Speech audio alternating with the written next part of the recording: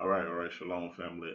Again, we here with the 15 minutes in the scriptures, and we hope that you guys are getting edified from this. Please leave a comment under the video and let me know that you're getting edified from these teachings. Again, I apologize. I supposed to been and had another one out, but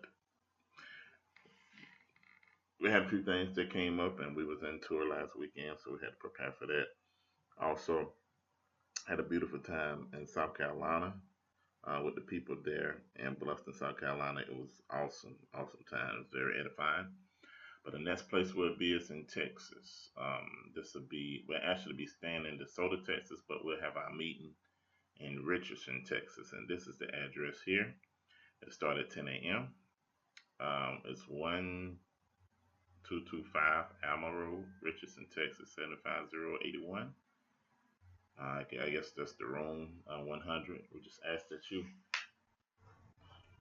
send us an email if you want more information about that. But we'll actually be there this weekend, so we would love to see you there this weekend. We also be doing a few lessons and sessions there, and then we'll have a baptism.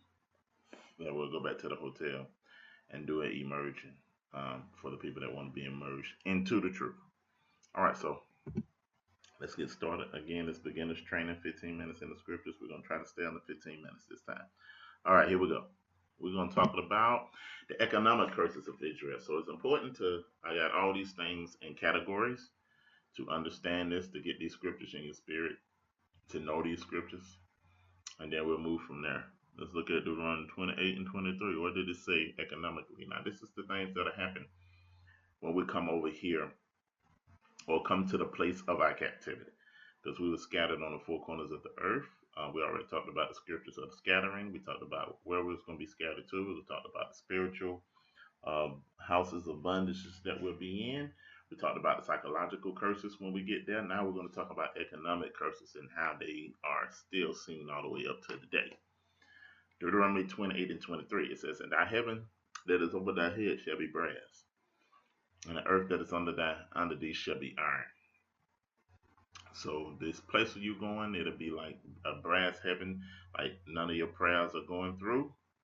And the earth that's under you will be iron, saying that it won't produce for you, but it will produce for your enslavers.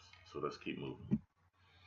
It says Deuteronomy 28 and 30, "Thou shalt build an house, and thou shalt not dwell therein. Thou shalt plant a vineyard, and shalt not gather the grapes thereof." Now we understand this to happen here in America. This is prophetic prophecies that spoke of the things that would befall us here.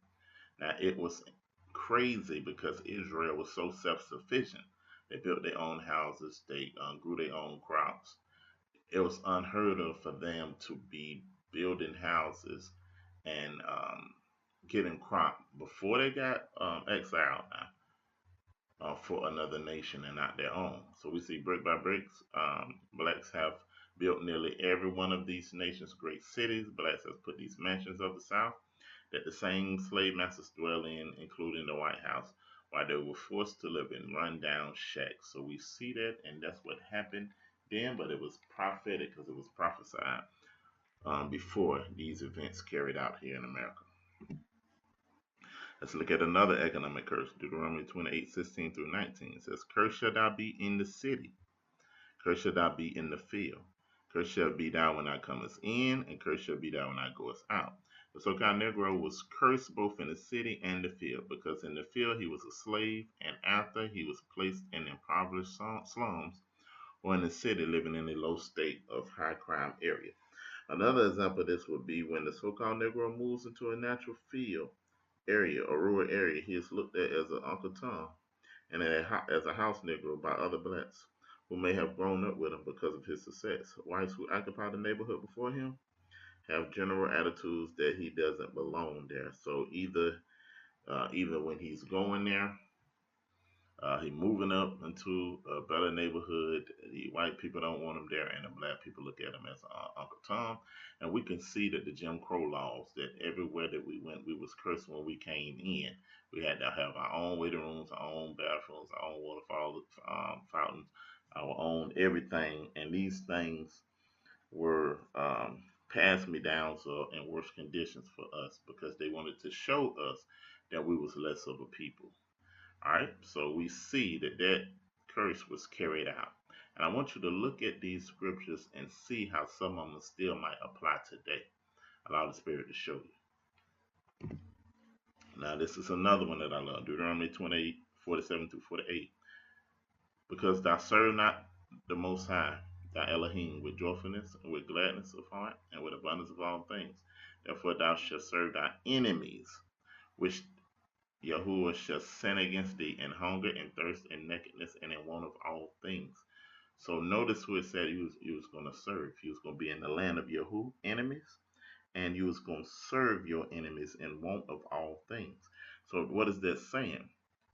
All these things and all these different stores, again, Israel was a self efficient place and people.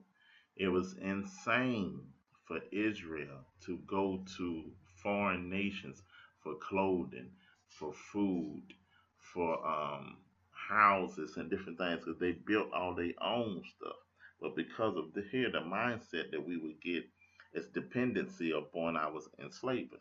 So it's important now for us to reverse this curse mentally and go back to self sufficiency, where we are learning to build our own things, grow our own food, grow our own crops, buy us some land, get away from just buying up a bunch of shoes and purses, and go out there and buy you some land where you can pass down to your children and you can begin to develop crop on that land and do all these type of things so you won't be so dependent upon the system because when they snatch the system from under you, um, it'll leave you naked and you'll fall because you're so dependent on what your oppressor system.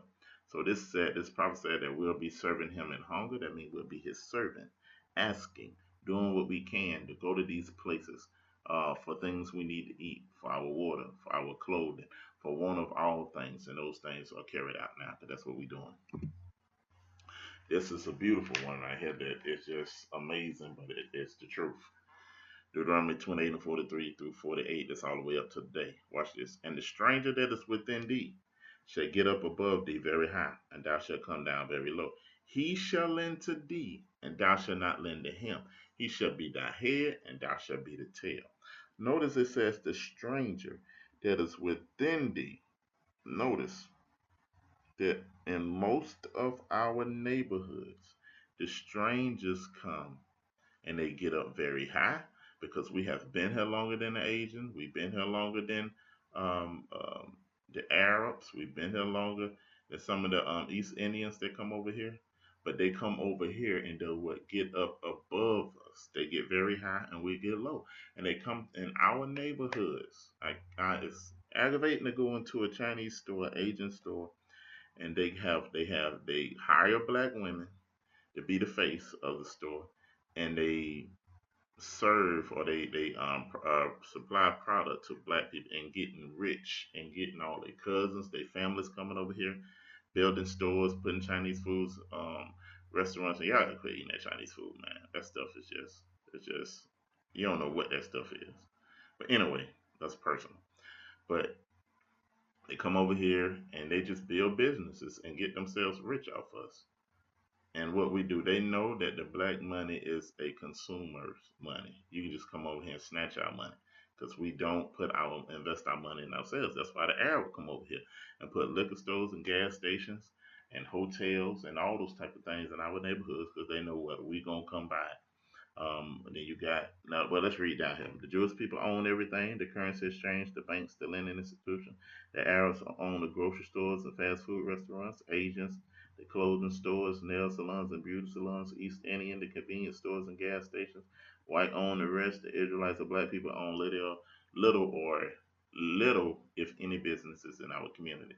So it's very important because we cannot go into a Jewish community and build us a store and supply product to them because they will not buy it. We can't go in the Arab community and supply product to them because they won't buy it. We definitely can't go in no Asian community and supply product to them because they won't buy it. But all of them can come into us and take all our money because All of them depend on each other. The Jewish man look out for Jewish people. The Arab people look out for Arab people. The Asians look out for Asians. The East Indians look out for Indians, East Indians. The whites look out for whites, but blacks don't look out for blacks at all. Neither do we support each other.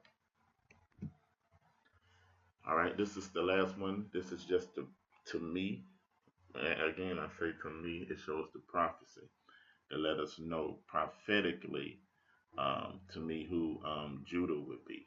I'm not completely in on being on and saying this all because we did come from some other tribes there. That was from Africa. I can't pinpoint them all. That's why I say I'm an Israelite by nation, but I don't know what specific tribe.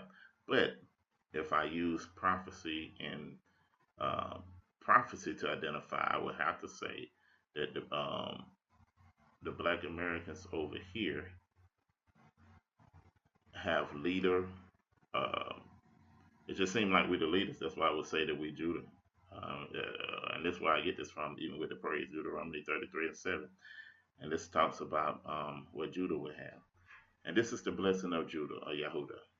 And he said, Hear, Yahuwah, the voice of Yehuda, and bring him to his people. Let his hands be sufficient for him, and be a help from him to him from his enemies. So that is showing us that Judah's hands would be sufficient. What is your hand? Your hand is your work. When you look at us, our work over here in America is what's sufficient for us.